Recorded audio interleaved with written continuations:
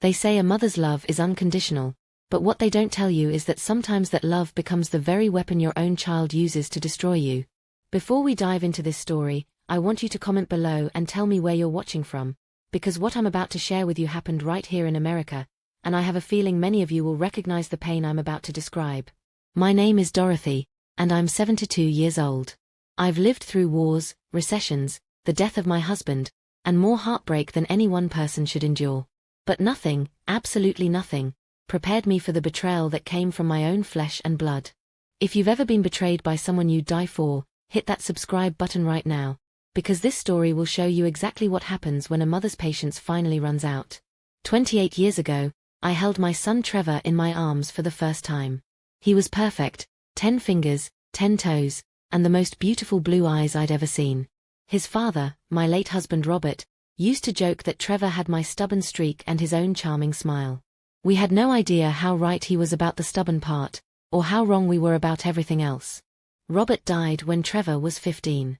A heart attack at 52, right there in our driveway after mowing the lawn on a Saturday afternoon. One moment he was wiping sweat from his forehead, the next he was gone.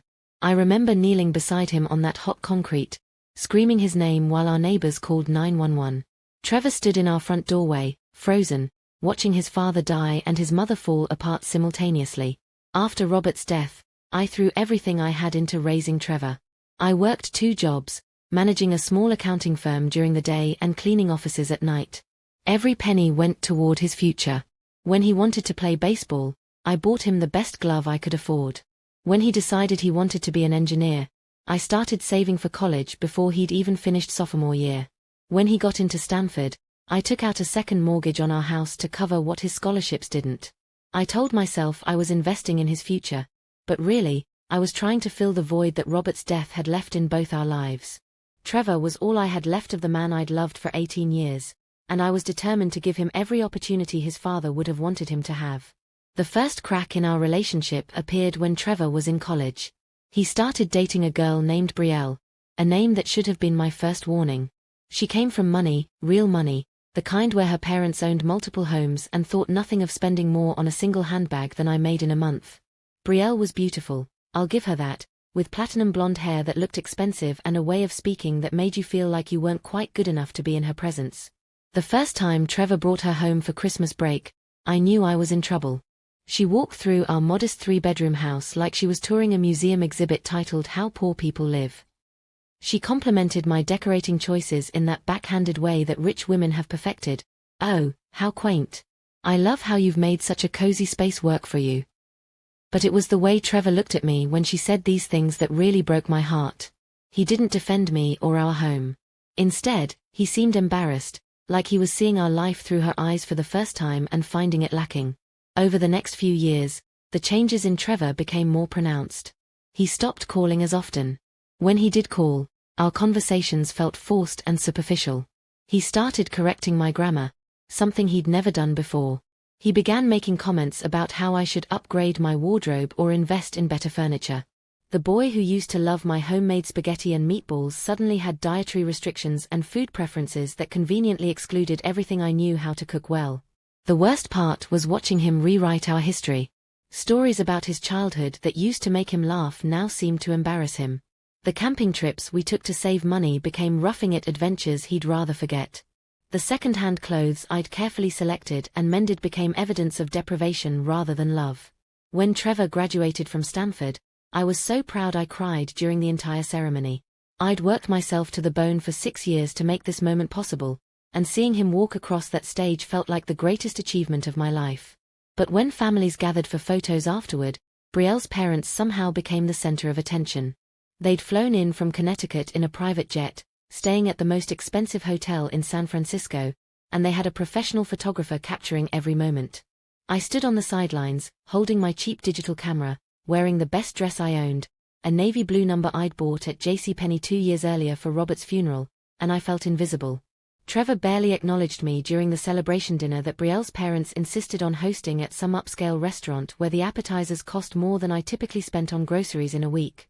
That night, alone in my budget hotel room, I realized that somewhere along the way, I'd lost my son. The boy I'd raised had been replaced by a young man who was ashamed of where he came from and determined to distance himself from the woman who'd sacrificed everything to get him there. But I told myself it was just a phase. Young men often pull away from their mothers when they're establishing their independence. I convinced myself that once Trevor got settled in his career, once the newness of his relationship wore off, he'd remember who raised him and why. I held on to hope like a lifeline, believing that blood would ultimately be thicker than whatever poison Brielle was whispering in his ear. I had no idea that the worst was yet to come, or that my own son would soon become a stranger whose cruelty would make those early snubs seem like love taps. 3 years after graduation, Trevor landed a high-paying job at a tech company in Silicon Valley. Suddenly, my son, who used to call me from college worrying about spending $20 on textbooks, was making 6 figures and acting like money grew on trees. But instead of that success bringing him closer to home, it seemed to push him further away. His calls became even less frequent, maybe once a month, usually when he needed something. And when I say needed something, I don't mean emotional support or advice from his mother. No, Trevor had evolved past needing anything I could offer in that department. Instead, he needed me to stop embarrassing him. The first intervention came via phone call on a Tuesday evening.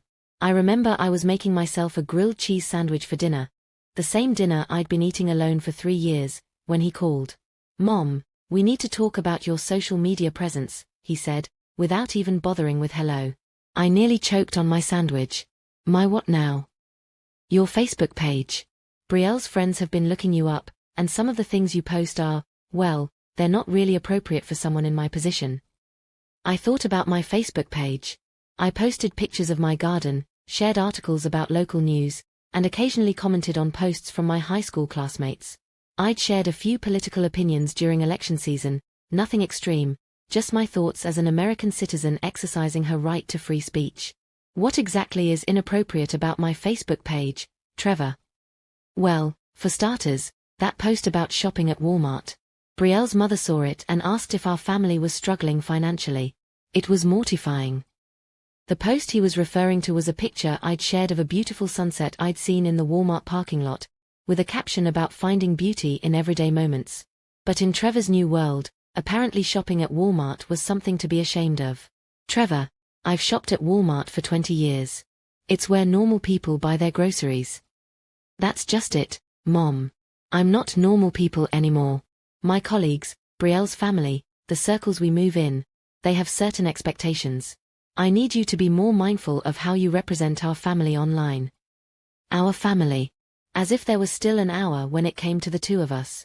This conversation was just the beginning. Over the next 6 months, I received a steady stream of corrections and suggestions from my son. I shouldn't post pictures of myself at chain restaurants. I shouldn't share coupons or talk about sales I'd found. I shouldn't comment on his posts because my grammar wasn't always perfect and it reflected poorly on him. Each criticism felt like a small death. This was the same boy I'd rocked to sleep every night after his father died.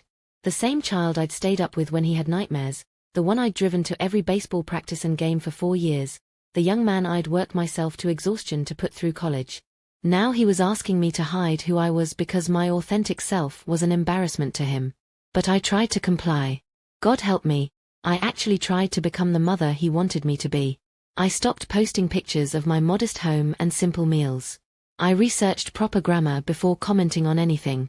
I even bought a few more expensive outfits, charging them to a credit card I could barely afford to pay off, just so I'd look more appropriate if we ever appeared in photos together.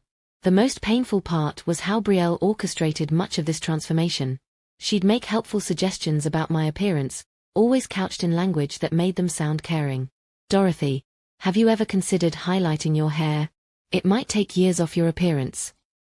You know, there are some wonderful online courses for people who want to improve their communication skills. I know a personal shopper who works with women on limited budgets. She could really help you elevate your look." Every suggestion was a knife twist, not because of what she said, but because Trevor just sat there nodding along, agreeing that yes, his mother needed improvement. The woman who'd raised him, who'd sacrificed her youth and financial security for his future, needed to be fixed to meet their standards. The breaking point came during Trevor's 27th birthday party. I'd driven 3 hours to attend, bringing a homemade chocolate cake, his favorite since childhood, and a gift I'd saved for months to buy, a beautiful watch that I thought he'd appreciate. I arrived at his upscale apartment to find a party already in full swing. Young professionals in expensive clothes, holding wine glasses and having conversations about things I didn't understand. Stock options, property investments, vacation homes. I felt like an alien who'd landed on the wrong planet.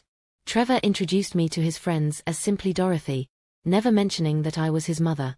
When someone asked how we knew each other, he'd change the subject or find a reason to walk away. I spent most of the evening standing alone in corners, holding my plastic cup of cheap wine, watching my son perform for people who would never love him the way I did. The final humiliation came when it was time for cake. I'd made his favorite, 3 layers of chocolate with cream cheese frosting, decorated with the little plastic baseball players he'd loved as a child. I thought it was beautiful, a labor of love that had taken me all day to create. When I brought it out, the room fell silent. Not the good kind of silent that comes before happy birthday, but the awkward kind that happens when someone makes a social misstep. Brielle recovered first, her voice dripping with false sweetness. "Oh, Dorothy. How thoughtful. You made this yourself." The way she said yourself made it sound like I'd crafted the cake out of mud and twigs. One of Trevor's friends, clearly trying to be polite, said, "It looks very homemade," and the word homemade might as well have been amateur or pathetic. But it was Trevor's reaction that shattered what was left of my heart. He looked embarrassed, genuinely, deeply embarrassed, by his mother's homemade gift of love.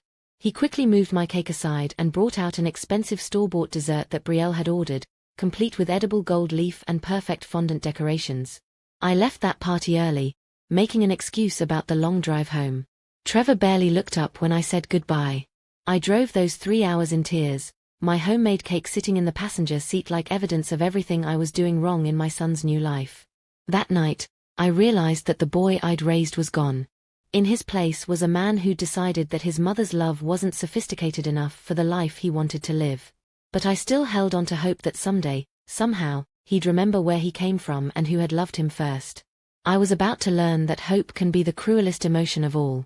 The call came on a Sunday morning in March.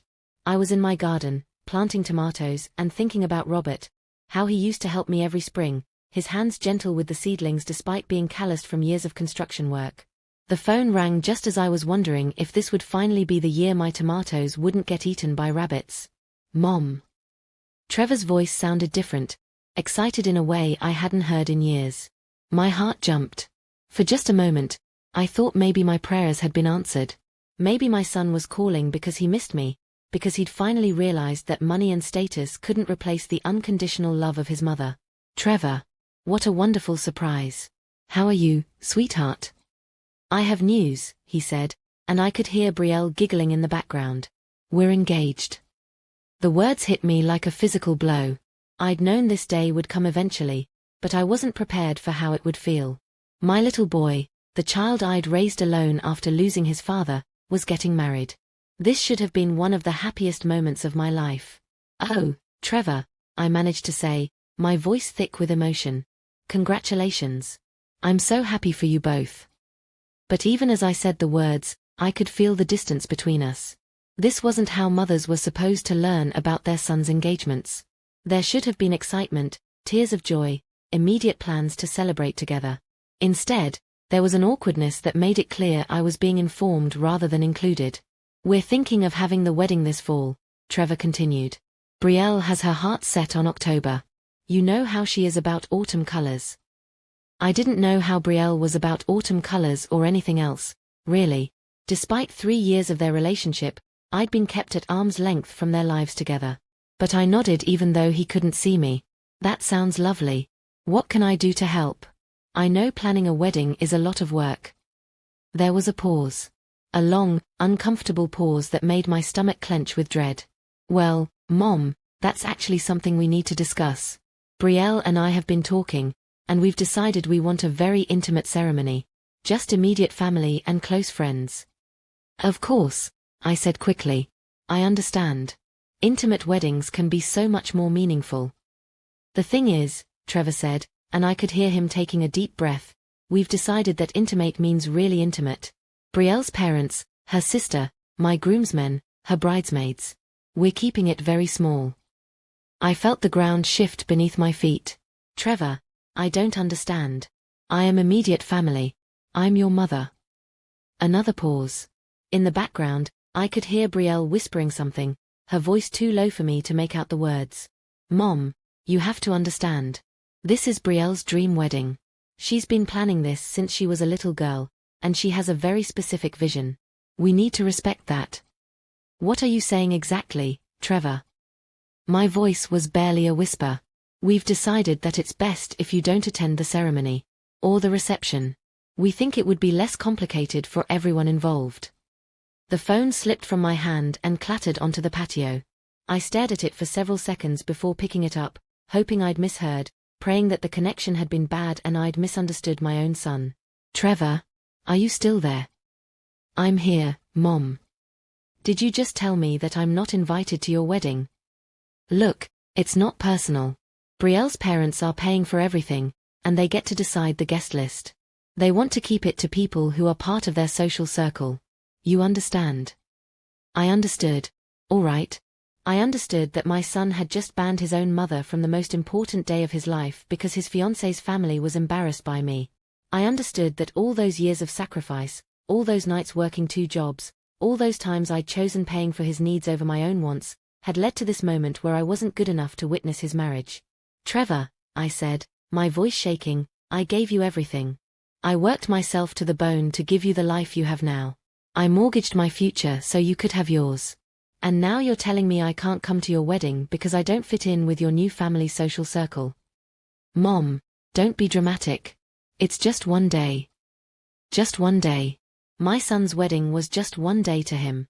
The day I'd dreamed about since he was born, the day I'd imagined dancing with him and crying tears of joy, the day I'd thought would bring our family together despite all the changes between us. That day was disposable as far as he was concerned. What about your father? I whispered. He's not here to walk you down the aisle, but I am. I'm all the family you have left from before. Doesn't that mean anything to you? Brielle's father is going to walk me down the aisle, Trevor said quietly. He's offered to stand in as a father figure for the ceremony. And there it was. The final nail in the coffin of our relationship.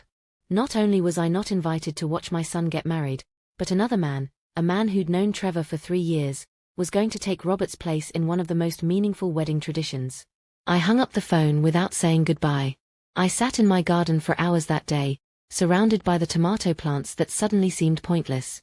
What was the point of planting for the future when the person you'd built your entire future around had just erased you from his life? What was the point of maintaining a home when you had no family left to share it with? That evening, I called my sister Linda in Phoenix, something I rarely did because long-distance calls were expensive and I trained myself over the years to avoid unnecessary expenses. Linda, I need to tell someone what happened today, I said when she answered. I told her everything. The engagement, the ban from the wedding, the casual cruelty of my son's words. Linda listened without interrupting, and when I finished, there was silence. Dorothy, she finally said, I'm so sorry, but I have to ask, are you really surprised? The question stung because she was right. The signs had been there for years. The growing distance, the embarrassment, the way Trevor had slowly edited me out of his new life. But somehow, I'd convinced myself that when it really mattered, blood would win out over social climbing. I'd been wrong. What do I do now? I asked my sister. You have 2 choices, Linda said. You can keep begging for scraps of affection from a son who's made it clear you're not welcome in his life, or you can finally put yourself first for once. That night, lying in the bed I'd shared with Robert for 18 years, sleeping alone for the 7 years since his death, I made a decision. I was done begging. I was done trying to transform myself into someone worthy of my son's love. I was done being grateful for the rare phone calls and brief visits from a man who owed his entire success to my sacrifices. But I wasn't done being his mother. And sometimes, being a mother means teaching your child lessons they don't want to learn. 2 weeks after Trevor's wedding announcement, I was beginning to find my equilibrium again. I'd had time to process the pain, to cry until there were no tears left, and to start imagining what my life might look like without constantly hoping for my son's approval. For the first time in years, I felt like I could breathe.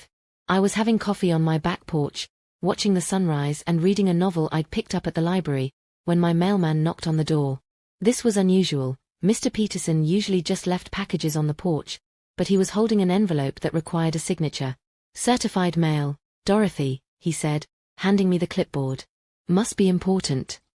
I signed for it, thanking him, and looked at the return address. Trevor's name, in his careful handwriting, from his expensive apartment in Silicon Valley. My heart did a little flip. Maybe he'd reconsidered.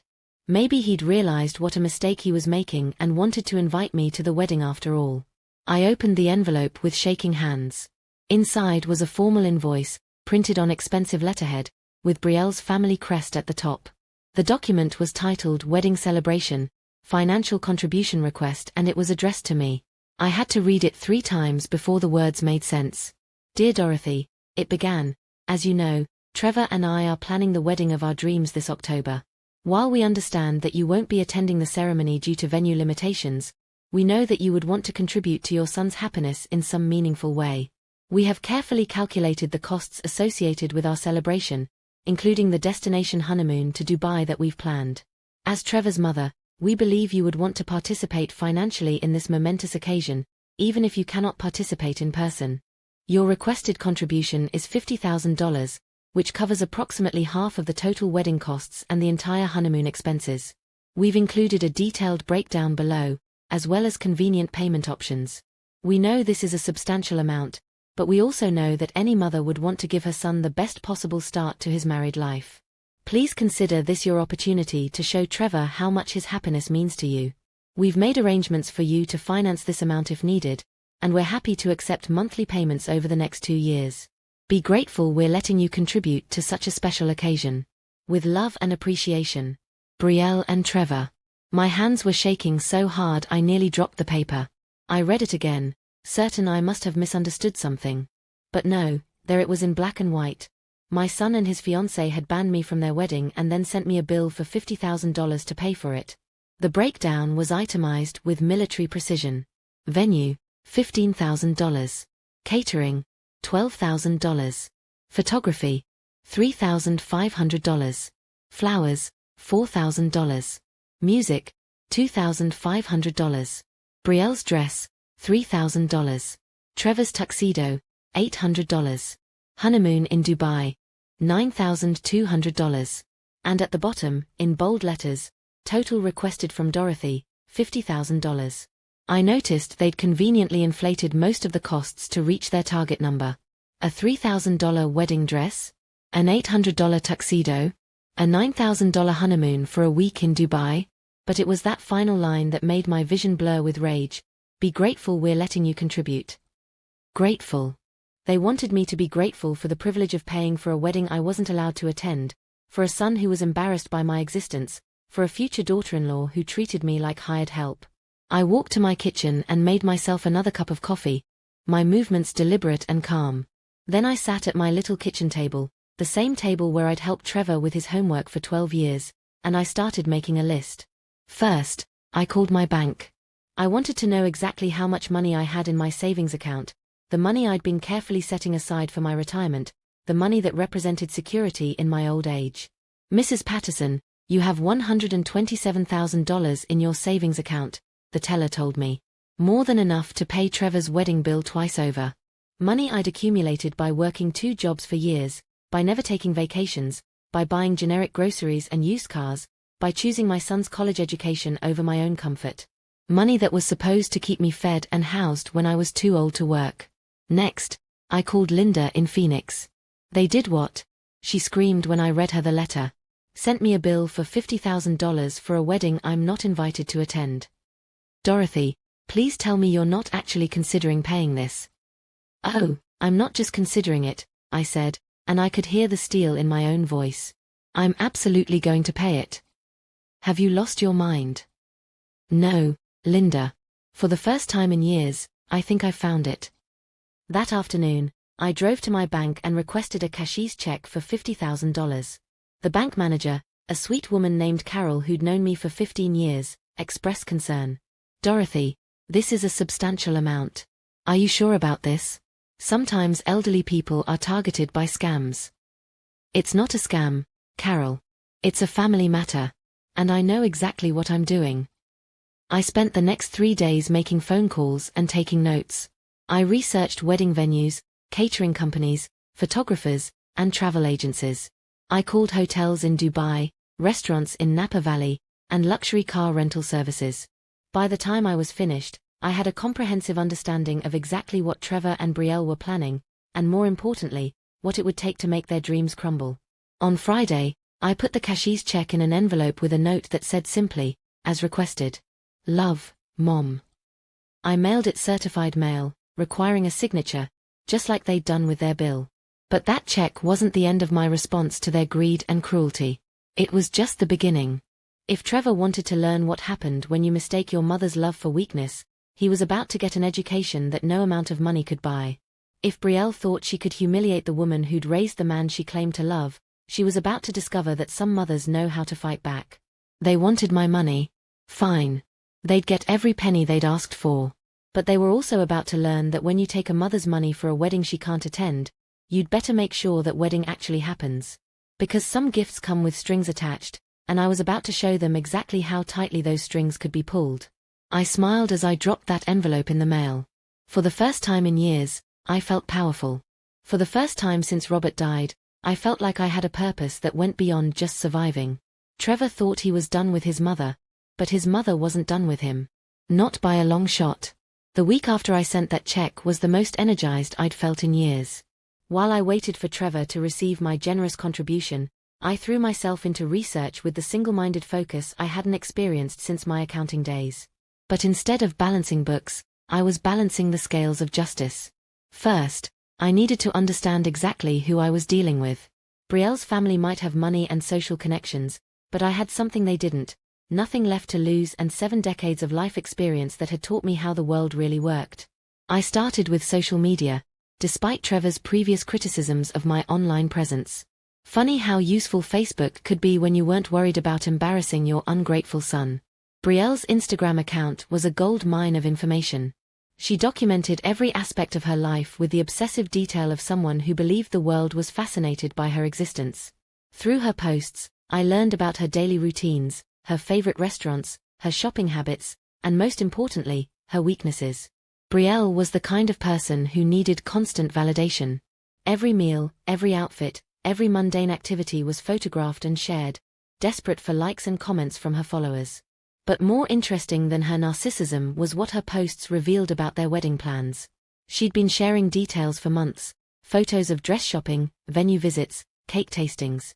She'd even posted pictures of their honeymoon planning, including screenshots of hotel reservations and restaurant bookings in Dubai. Trevor's LinkedIn profile told a different story. While Brielle was busy curating her image as a lifestyle influencer, Trevor was working hard to establish himself as a serious businessman. His posts were all about professional achievements, industry insights, and networking events.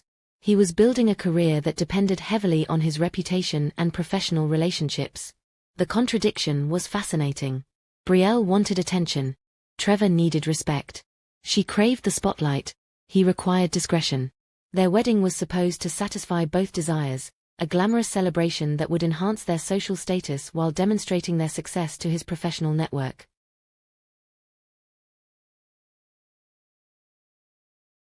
I spent hours studying the guest list that Brielle had helpfully shared in various posts. Trevor's boss and several senior colleagues from his company. Brielle's parents' wealthy friends from their country club. Influential people whose opinion mattered in their little world of privilege and pretension. By Thursday, I had a comprehensive understanding of their wedding plans, their social circle, and their vulnerabilities. More importantly, I'd figured out exactly how to use the $50,000 I'd sent them. The call I was waiting for came on Friday afternoon. "Mom." Trevor's voice sounded confused and slightly panicked. "I got your check." "Good," I said calmly. "I wanted to make sure you received it quickly so you could finalize your arrangements." I can't believe you actually paid it." "Why wouldn't I pay it? You asked me to contribute to your wedding, and as you pointed out, any mother would want to give her son the best possible start to his married life." "But Mom, it's $50,000. That's your retirement money." Now he was concerned about my financial welfare. After sending me a bill that would have bankrupted most people my age? "Don't worry about my retirement, Trevor. I'm taking care of myself just fine. You focus on your wedding. I want it to be everything you and Brielle have dreamed of." "Are you being sarcastic?" "Not at all. I want your wedding to be absolutely unforgettable. For everyone involved. There was a long pause. Mom, you're scaring me a little. You don't sound like yourself. I sound exactly like myself. Trevor. Maybe you just haven't been listening for a few years. Now, I have some questions about the wedding, since I am paying for it. What kind of questions? Well, for instance, I noticed that Brielle has been posting about having the reception at the Fairmorn in Napa Valley. That's a lovely venue. Very expensive. I hope you have good insurance for an event that size. Insurance. Oh yes, insurance is crucial for high-end events. So many things can go wrong. Weather, vendor issues, family emergencies, health problems. You never know what might happen to disrupt a wedding. I'd hate for you to lose all that money if something went wrong. Mom, what are you getting at? I'm not getting at anything, sweetheart. I'm just a concerned mother who wants to make sure her investment is protected. Speaking of which, I assume you've already put deposits down on everything? Vendors get very busy in October. Most of them, yes. Why? Just curious about the contracts. You know, cancellation policies, refund terms, that sort of thing.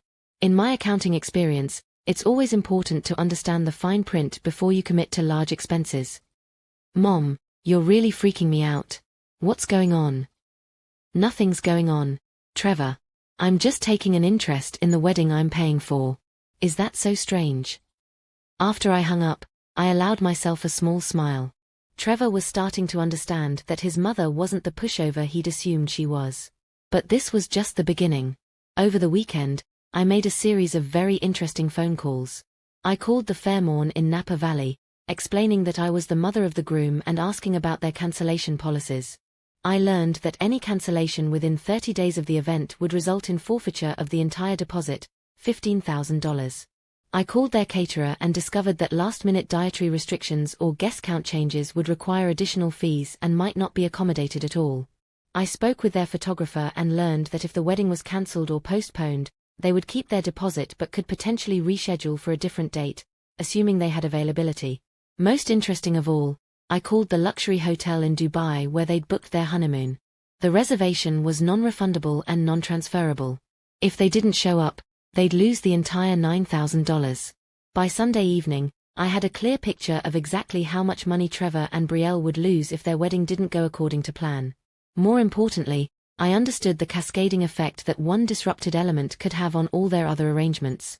But the real breakthrough came when I called Brielle's parents' country club, where the rehearsal dinner was scheduled to take place.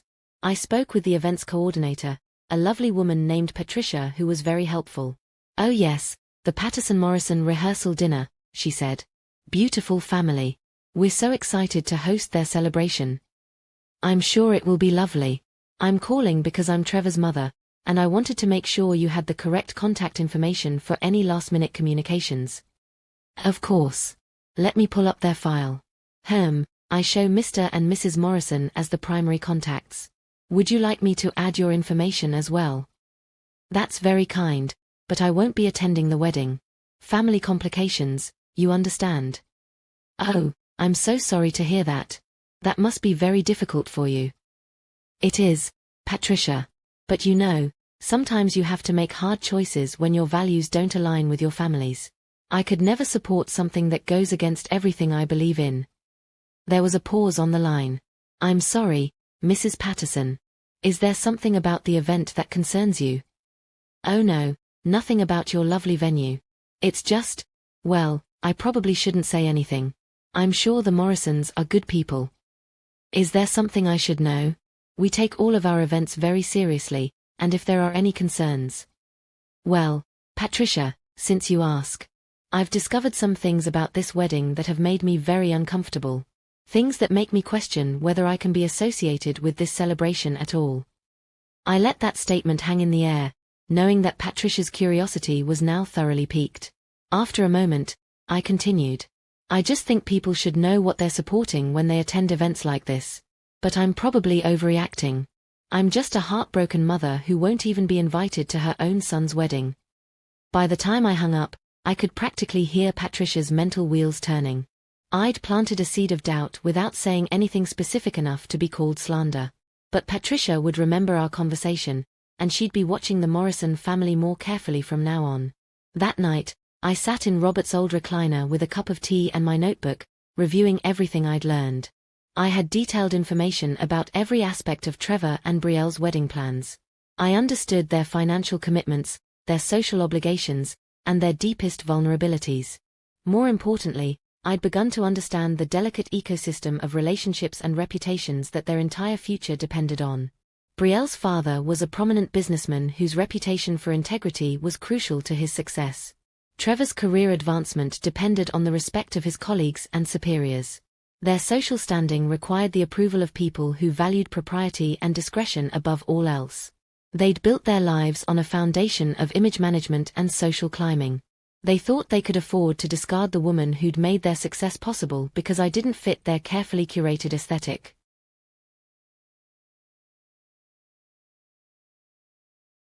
They were about to learn that foundations can be remarkably fragile things, especially when the person who laid them decides to remove a few key supporting stones. But I wasn't ready to act yet. I needed more information, more leverage, more understanding of exactly how their world worked. I needed to be absolutely certain that when I moved, my actions would be surgical, devastating, and impossible to trace back to a heartbroken mother in a modest house 3 hours away. Trevor wanted to pretend he'd created his success entirely on his own. Fine. He could find out what happened when he truly had to stand on his own, without the support system he'd been so eager to discard. Brielle wanted to play queen of her little social kingdom. Perfect. She could discover what happened when someone who actually understood power decided to remind her of her place. They thought they were so clever, sending me that bill, assuming I'd either pay it meekly or refuse and give them another reason to cut me out of their lives entirely. They never considered the third option, that I'd pay it gladly and use their greed as the foundation for their downfall. The game was just beginning, and they didn't even know they were playing yet. By the third week of my investigation, I had enough information to destroy Trevor and Brielle's wedding 10 times over. But having the power to act and knowing exactly how to use it are two different things. I needed allies, and I knew exactly where to find them. Every successful campaign requires intelligence, and the best intelligence comes from people who are invisible to the targets. I'd learned this during my years managing the accounting firm. The most valuable information always came from the people that executives ignored. The secretaries, the cleaning staff, the service workers who kept the world running while rich people took credit for everything. My first recruit was Maria Santos, the housekeeper who cleaned Brielle's apartment twice a week. I found her through a stroke of luck and careful observation. Brielle had posted a photo of her pristine living room on Instagram, bragging about her perfect sanctuary, and in the background, I could see a small service company magnet on her refrigerator, Santos Cleaning Services. I called the number, explaining that I was looking for house cleaning services and had been referred by a friend who lived in Trevor's building. Maria was available for a consultation the next day. When she arrived at my modest home, I could see her taking in the differences between my simple 3-bedroom house and the luxury apartments she was used to cleaning. But her eyes were kind, and when I offered her coffee and homemade cookies, she smiled warmly. "You have a beautiful garden," she said, looking out my kitchen window. "I love the tomatoes. My grandmother grew tomatoes like that in Mexico." "Thank you. I've been gardening for 30 years. It keeps me busy now that my son is grown." "You have children?" "One son. He lives in Silicon Valley now. Very successful." I paused, letting a little sadness creep into my voice. "We don't see each other much anymore. He's engaged to a young woman who, well, she has different ideas about family." Maria's expression shifted slightly. She was a woman in her 40s, with calloused hands and tired eyes that suggested she worked hard to support her own family. She understood the pain of distance between mothers and children. "That's difficult," she said gently. "Family is everything." "Yes, it is. Or at least, it should be." I waited a moment before continuing, testing the waters. "Actually, I think you might know my son's fiancée, Brielle Morrison. She lives in the Meridian Towers." Maria's face went carefully neutral, the way service workers learn to look when their clients are mentioned. But I caught the flicker of recognition, and something else, disapproval, maybe, or frustration. "I clean for someone in that building," she said diplomatically. "I'm sure you do excellent work. Brielle posts photos of her apartment sometimes, and it's always immaculate." "I do my best." I could see Maria weighing her words carefully. She was clearly a professional who took pride in her work, but there was something about Brielle that bothered her. "Can I tell you something in confidence, Maria?" She nodded slowly. "My son and his fiancée sent me a bill for $50,000 to pay for their wedding. A wedding I'm not invited to attend." Maria's eyes widened in shock. $50,000. For the ceremony and honeymoon. They said I should be grateful they were letting me contribute. That's... Maria struggled for words. "That's not right. A mother should be at her son's wedding." "You'd think so. But apparently, I don't fit their image of what a proper family looks like." I could see the wheels turning in Maria's mind. She was thinking about all the interactions she'd witnessed, all the casual cruelties that wealthy people inflicted on others without thinking twice. "I have 5 children," Maria said quietly. "I work 3 jobs to give them opportunities. I can't imagine any of them treating me like that." "I'm sure they won't. You're raising them right. But some people forget where they come from when they get a taste of money and status." Maria was quiet for a long moment, then looked directly at me. "What do you need?" That afternoon, Maria told me things about Brielle that no amount of social media stalking could have revealed. Brielle was demanding and condescending, changing her mind constantly about cleaning schedules and then complaining when Maria couldn't accommodate her last-minute requests. She talked on the phone about Trevor like he was a project she was perfecting, discussing his rough edges and the work she was doing to make him more suitable for her family's circle. But most importantly, Maria had overheard conversations about the wedding that revealed critical information. Brielle's parents were having financial problems. The Morrison family fortune wasn't as secure as they pretended, and they were stretching themselves thin to pay for the kind of wedding that would maintain their social status. If anything went wrong with the celebration, they couldn't afford to do it over. "She talks about money constantly," Maria said. "Always worried about costs, always trying to find ways to save money without looking cheap. The wedding is costing more than they planned, and her father is stressed about it." This was exactly the kind of intelligence I needed. The Morrisons weren't just concerned about social appearances, they were financially vulnerable, which made them desperate to ensure everything went perfectly. My second recruit came from an unexpected source, my own past. Janet Walsh had worked with me at the accounting firm 15 years earlier, and we'd stayed in touch through Christmas cards and occasional phone calls. Janet had eventually started her own business providing administrative services to high-end event planners throughout Northern California. When I called Janet, I explained that my son was getting married and I wanted to make sure everything went smoothly for his celebration, even though family circumstances prevented me from attending. "Dorothy, that's awful," Janet said when I told her about being excluded from the wedding. "What kind of son doesn't invite his mother to his wedding?" "The kind who's forgotten who raised him," I said sadly. "But I don't want my hurt feelings to ruin his big day. I just want to make sure nothing goes wrong." "What did you have in mind?" "Well, I know you work with a lot of vendors in the area. I was hoping you might be able to keep an eye on things, make sure all the details are being handled properly. I'd be happy to pay you for your time." Janet was intrigued. As someone who'd built her business on discretion and attention to detail, she understood the value of having inside information about potential problems before they became actual disasters. "I do work with most of the major vendors they're likely using," she said thoughtfully. "Let me see what I can find out." Within a week, Janet had provided me with detailed information about every vendor Trevor and Brielle had hired. More importantly, she'd identified the weak points in their planning: the photographer who was notorious for double-booking clients, the florist who had a history of delivery problems, the caterer who'd been struggling with staffing issues all summer. "Honestly, Dorothy," Janet said during one of our calls, "they've made some questionable choices. They seem to have prioritized prestige over reliability. Several of these vendors have had problems in the past 6 months." "What kind of problems?"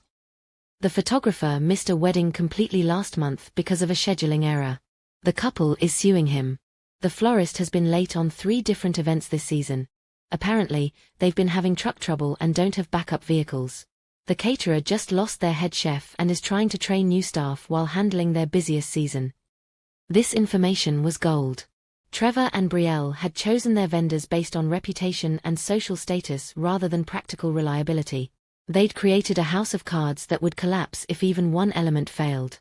But my most valuable recruit turned out to be someone I'd never expected: Brielle herself. It happened by accident. I was having lunch at a small cafe near the bank where I'd gotten the cashier's check, just enjoying a quiet meal and organizing my notes, when I overheard a familiar voice at the table behind me. "I swear, if one more thing goes wrong with this wedding, I'm going to have a complete breakdown." I turned slightly and saw Brielle sitting with a woman I didn't recognize, both of them picking at expensive salads while Brielle gestured dramatically with her fork. "What's wrong now?" the other woman asked. "Everything.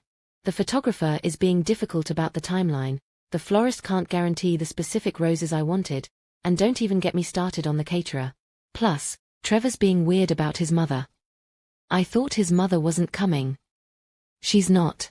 But he's been acting guilty about it ever since she sent us the money. $50,000. Can you believe it? I thought she'd refuse to pay and we'd have a perfect excuse to cut her out completely. Instead, she just wrote a check like it was nothing." "Maybe she has more money than you thought." "That's what's bothering me. What if we've underestimated her?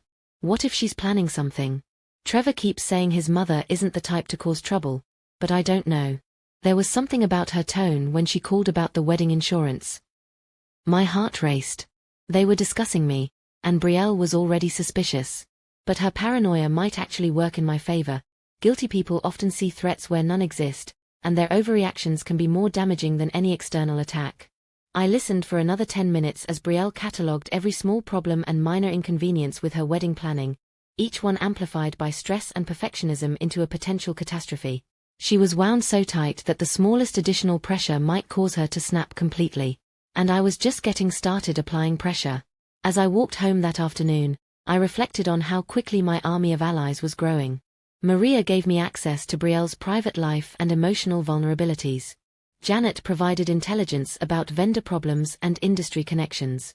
And Brielle herself was proving to be her own worst enemy, so focused on creating a perfect image that she was destroying her own peace of mind. But I needed one more recruit, the most important one of all. Someone who could get close to Trevor, who could plant seeds of doubt and watch them grow into full-blown panic. Someone who already had reason to dislike Brielle and might be willing to help me teach both of them a lesson about the consequences of cruelty. It was time to have a conversation with Trevor's best man. Finding Trevor's best man took some detective work, but Brielle's Instagram addiction made it easier than it should have been. She'd posted dozens of photos from their engagement party, and in several of them, a tall, dark-haired man in an expensive suit kept appearing next to Trevor. The way they interacted, the casual familiarity, the inside jokes I could see in their expressions, told me this was someone who'd known my son for years. A little cross-referencing with Trevor's LinkedIn connections led me to Marcus Chen, Trevor's roommate from Stanford and now a successful lawyer in San Francisco. More importantly, Marcus was single, successful, and based on his own social media presence, someone who valued authenticity and family loyalty. I spent a week studying Marcus's online profile before making contact. He posted thoughtfully about his work in corporate law, shared articles about social justice issues, and frequently posted photos with his elderly parents during their weekly dim sum dinners. This was a man who understood the importance of family, which meant he might also understand what Trevor was doing to his mother. My approach had to be subtle. I couldn't just call him and complain about my son. That would make me look like a bitter, rejected mother trying to sabotage her son's happiness. Instead, I needed Marcus to discover the truth on his own and reach his own conclusions about Trevor's character. I started with a carefully crafted email sent from a generic address I'd created. "Dear Mr. Chen, I hope you don't mind me contacting you directly. My name is Dorothy Patterson, and I'm Trevor's mother. I got your contact information from Trevor's emergency contact list at his office. I hope that's okay. I'm writing because I wanted to thank you for being such a good friend to my son over the years. I know you've been through a lot together, and I appreciate how you've always been there for him. I also wanted to reach out because I won't be able to attend the wedding in October, family complications that I won't burden you with. But I hope you know how much it means to me that Trevor has friends like you standing beside him on his special day. I know this might seem like an unusual request, but I was wondering if you might be willing to keep an eye on Trevor during the wedding festivities. He's been under a lot of stress lately, and I worry about him sometimes. You know how he gets when he's overwhelmed. He doesn't always make the best decisions. If you ever have questions about Trevor, or if there's anything I can tell you about his childhood that might help you understand him better, please don't hesitate to call. I've included my number below. Thank you again for being such a loyal friend to my son. Warmly, Dorothy Patterson." I sent the email on a Tuesday afternoon and waited. Marcus responded within 2 hours. Dear Mrs. Patterson, thank you for your email. It's lovely to hear from you, and I'm honored that you think highly of our friendship. I have to say, I'm surprised to learn you won't be at the wedding. Trevor has never mentioned any family complications, and I always assumed you'd be there. Is everything okay? I'm always happy to look out for Trevor, but I have to admit I'm a bit concerned about what you mean when you say he doesn't make good decisions when he's overwhelmed. Has something happened recently? I'd actually love to hear more about Trevor's childhood if you have time for a phone call. I feel like there are things about my friend that I don't fully understand, especially lately. Best regards. Marcus. Perfect. Marcus was curious and already sensing that something was off about the situation. Now I just needed to guide him toward the truth without seeming manipulative. I called him the next evening. Marcus, thank you so much for being willing to talk. I hope I'm not overstepping. Not at all, Mrs. Patterson. I have to admit, your email raised some questions for me. Trevor has been acting differently lately, and I've been wondering what's going on. Differently how? Well, he's always been ambitious, but lately, it feels like he's ashamed of where he came from. He never talks about his childhood anymore, and when I ask about you, he changes the subject. It's like he's trying to erase his past. I let that observation hang in the air for a moment before responding. Marcus, can I tell you something in confidence? Of course. Trevor and Brielle sent me a bill for $50,000 to pay for their wedding. A wedding I'm not invited to attend. The silence on the other end of the line stretched for nearly 10 seconds. I'm sorry, what? They decided that I don't fit the image they want for their celebration, so they uninvited me. But they still wanted me to pay for half of it, including their honeymoon to Dubai. That's... Jesus, Mrs. Patterson, that's horrible. Are you serious? I have the invoice if you'd like to see it. It was itemized down to the last dollar, including a line that said I should be grateful they were letting me contribute. I can't believe Trevor would do something like that to his own mother. I'm not sure I can either, to be honest. The boy I raised would never have treated me this way. But people change, I guess, especially when they're trying to impress new families. Marcus was quiet again, and I could practically hear him recalibrating everything he thought he knew about his best friend. Mrs. Patterson, I need to ask you something, and please be honest with me. What kind of mother were you to Trevor? The question caught me off guard, but I understood why he was asking it. He was trying to figure out if there was some justification for Trevor's behavior, some hidden history of abuse or neglect that might explain why a son would treat his mother so cruelly. I worked 2 jobs to put him through college after his father died, I said quietly. I mortgaged my house to cover what his scholarships didn't. I never missed a baseball game or a parent-teacher conference. I was at every graduation, every achievement ceremony, every moment that mattered to him. Until now. And there was never any conflict between you two. No falling out or disagreement that might explain this. The only conflict has been about my social status. I'm not wealthy enough or sophisticated enough for Brielle's family standards. I shop at Walmart and drive a used car and live in a modest house. In Trevor's new world, those things are apparently shameful. Marcus swore under his breath. I'm so sorry. I had no idea this was happening. It's not your fault, Marcus. But I have to ask, has Trevor talked to you about any of this? About his feelings toward me or his reasons for excluding me from the wedding? Not directly, but there have been comments. Little things that didn't seem important at the time, but now they make sense. He's made remarks about wanting to start fresh with his new life. He's talked about how Brielle's family represents the kind of success he wants to be associated with. And he's definitely implied that his upbringing was somehow lacking. Lacking how? He's never been specific, but he's made comments about growing up without the advantages that Brielle had. Nice vacations, private schools, cultural experiences. Things that cost money, basically. Marcus, I gave that boy everything I had. Every advantage I could afford. Every opportunity one could provide. If he wanted private schools and luxury vacations, he could have them now with his own success. But that's not enough for him. He wants to pretend he always had those things, which means pretending I never existed. I could hear Marcus taking a deep breath on the other end of the line. What are you going to do? He asked. I'm not sure yet. Part of me wants to just walk away and let him live with his choices. But another part of me thinks he needs to learn what it really means to stand on your own, without the safety net you've been rejecting. What do you mean? Well, Marcus, I've been thinking about what kind of wedding Trevor and Brielle deserve. They want glamour and perfection and a celebration that impresses all their important friends.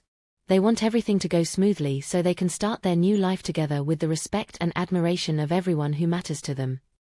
And I'm wondering what would happen if the wedding didn't go smoothly, if things started going wrong at just the wrong moments, if their perfect day became a perfect disaster that everyone would remember for all the wrong reasons.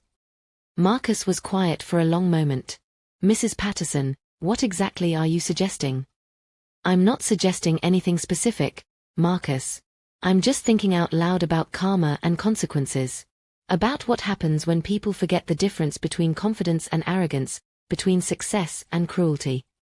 Are you asking me to help you sabotage Trevor's wedding? I would never ask you to do anything that would compromise your friendship or your integrity, Marcus.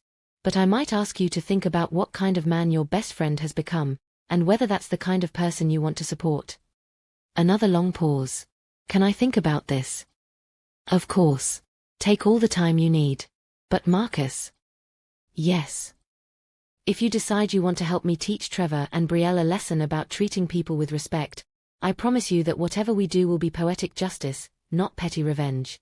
They'll get exactly what they deserve, nothing more and nothing less.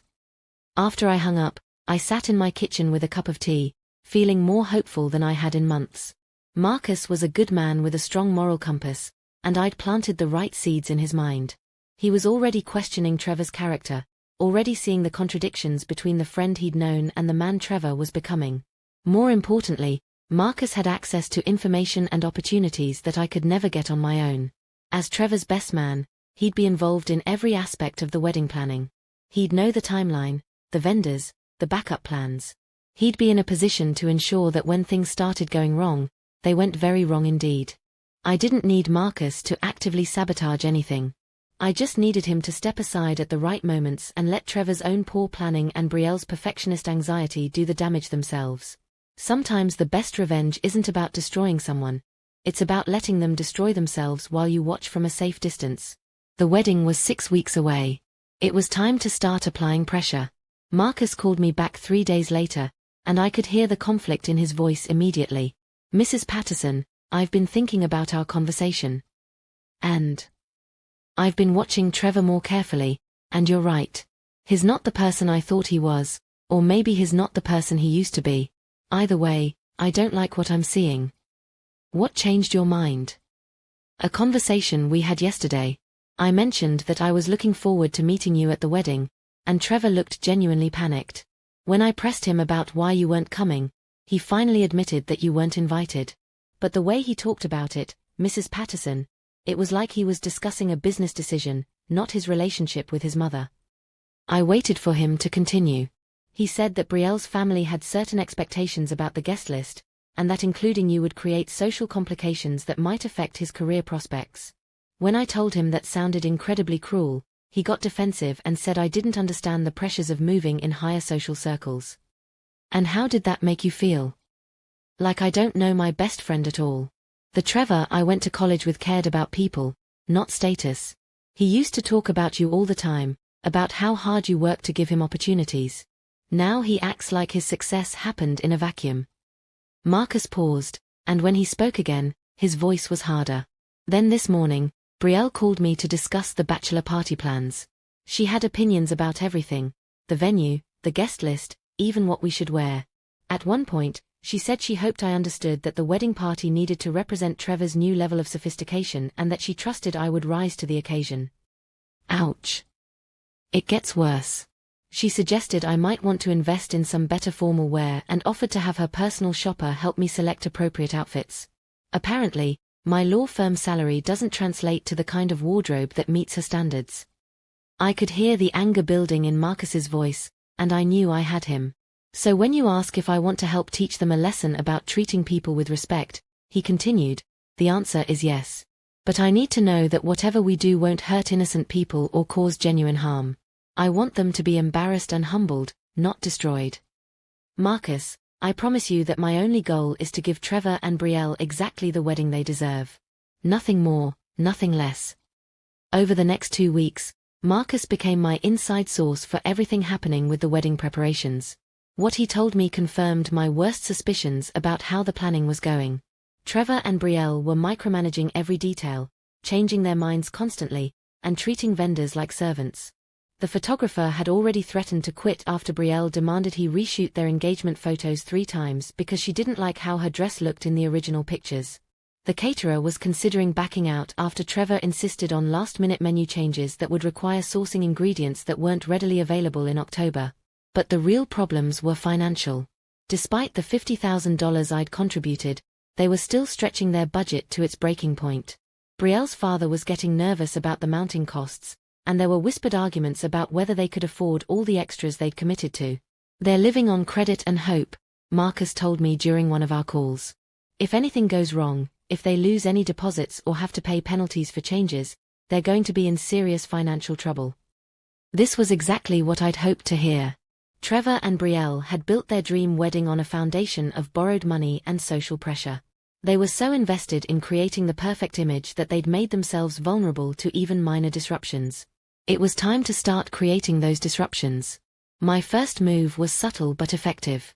I called the Fairmorn Hotel in Napa Valley, where the reception was being held, and spoke with the events coordinator. "Hello, this is Dorothy Patterson. I'm the mother of the groom for the Morrison-Patterson wedding in October." "Oh yes, Mrs. Patterson. How can I help you?" "I'm calling because I have some concerns about dietary restrictions that might not have been communicated properly. You see, there's been some family drama, and I won't be attending the wedding myself, but I know that several of the guests have serious food allergies that the couple might not be aware of." "What kind of allergies?" "Well, I know that Brielle's grandmother is severely allergic to shellfish, and Trevor's boss is lactose intolerant. There are also several guests with gluten sensitivities. I just wanted to make sure your catering staff was aware of these restrictions in case they haven't been properly communicated." "Let me check the file. I don't see any notes about dietary restrictions. Are you sure these guests will be attending?" "Oh yes, they're definitely on the guest list. I'm surprised the couple didn't mention it. They're usually so detail-oriented. Maybe it just slipped through the cracks with all the other planning stress." "Well, I'll make a note in the file and follow up with the couple to confirm. Thank you for bringing this to our attention." "Of course. I'd hate for anyone to get sick at such an important celebration." The beauty of this approach was that it was completely reasonable and responsible. I wasn't lying about the allergies. I'd researched the guest list carefully and identified real dietary restrictions that various attendees had mentioned on their own social media accounts. I was simply ensuring that the hotel staff was aware of information that Trevor and Brielle should have provided themselves. But I knew from my conversation with Janet that the caterer was already stressed and understaffed. Adding last-minute dietary restrictions would create additional pressure and expense, especially if they had to source alternative ingredients or prepare special dishes. When the events coordinator called Trevor and Brielle to confirm the dietary restrictions, it would force them to scramble to verify information they should have already known about their own guests.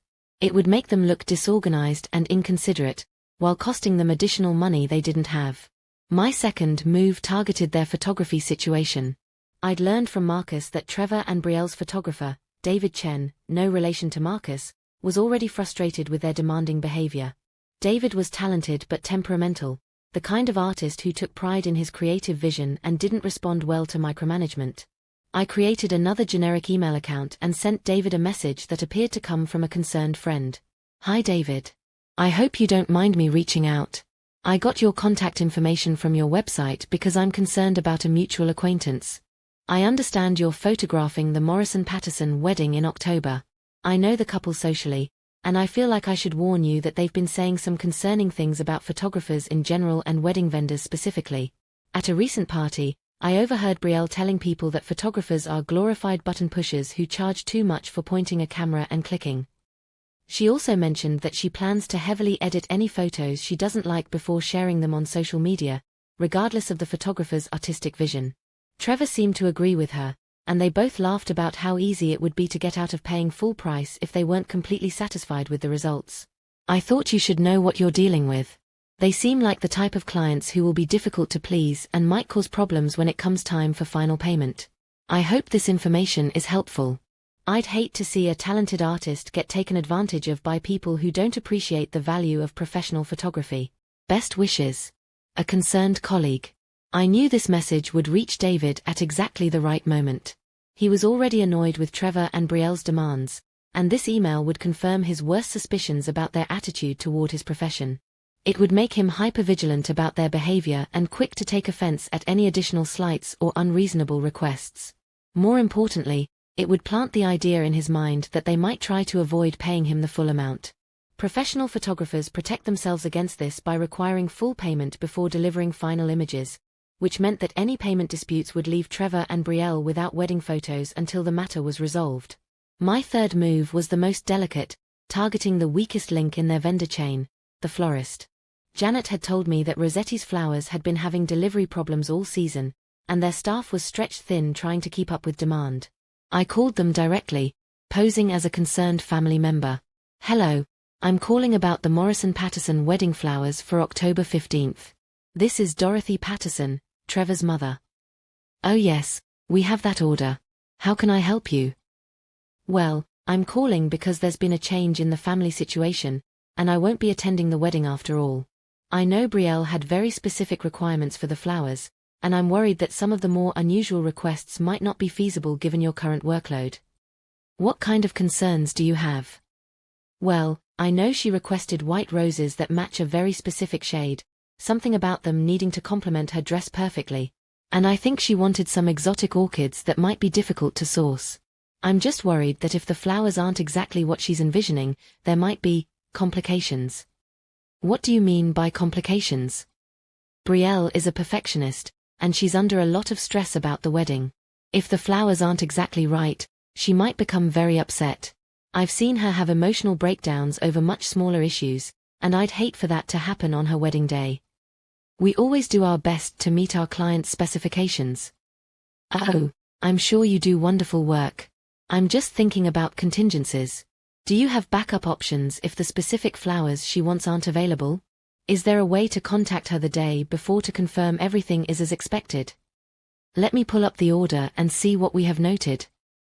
I spent 10 more minutes discussing the specific requirements that Brielle had allegedly requested, creating a sense of anxiety about meeting impossibly high standards while establishing myself as a concerned family member who was trying to help prevent problems. The florist would now be second-guessing every aspect of their order, worried about satisfying a perfectionist client who might have an emotional breakdown if everything wasn't exactly right. They'd be more likely to double-check everything, more nervous about potential complaints, and more defensive if any issues arose. By the end of the month, I'd made similar calls to every major vendor involved in the wedding. Each conversation was carefully crafted to sound helpful and concerned while actually creating additional stress and uncertainty. I never lied outright, but I planted seeds of doubt that would grow into bigger problems as the wedding approached. The cumulative effect was exactly what I'd hoped for. According to Marcus, Trevor and Brielle were becoming increasingly anxious as vendors started calling with questions, concerns, and requests for clarification about details that should have been settled weeks earlier. "They're starting to turn on each other," Marcus told me during one of our evening calls. Trevor blames Brielle for not being organized enough, and Brielle blames Trevor for not being supportive enough. Every conversation about the wedding turns into an argument. "And how are you handling your role as best man?" "I'm doing exactly what you suggested, being supportive in theory while subtly highlighting every problem." When Trevor complains about the photographer being difficult, I agree and suggest that maybe they should have researched his personality better before hiring him. When Brielle worries about the flowers, I mention that October weather can be unpredictable and maybe they should have backup plans. "You're not actively sabotaging anything." "I don't need to. They're creating their own problems, and I'm just making sure they see each one clearly instead of brushing them off." It's amazing how paranoid they've become. Yesterday, Brielle accused the caterer of trying to overcharge them, and Trevor is convinced the hotel is giving their reception space to a more important client. The psychological pressure was working exactly as I'd planned. Trevor and Brielle were so focused on creating a perfect wedding that they were seeing threats and problems everywhere. Their stress was making them more demanding with vendors, more suspicious of everyone's motives, and more likely to make mistakes that would create actual problems. But I wasn't done yet. The wedding was still 3 weeks away, and I had one more card to play, the most devastating one of all. It was time to turn their own social circle against them. I'd been carefully monitoring the guest list through Brielle's social media posts, and I'd identified several key figures whose opinions could make or break Trevor and Brielle's social standing. Brielle's parents, friends from the country club, Trevor's colleagues and supervisors, and several influential people in their community who'd been invited to witness and validate their new status. These were people who valued propriety, discretion, and good breeding above all else.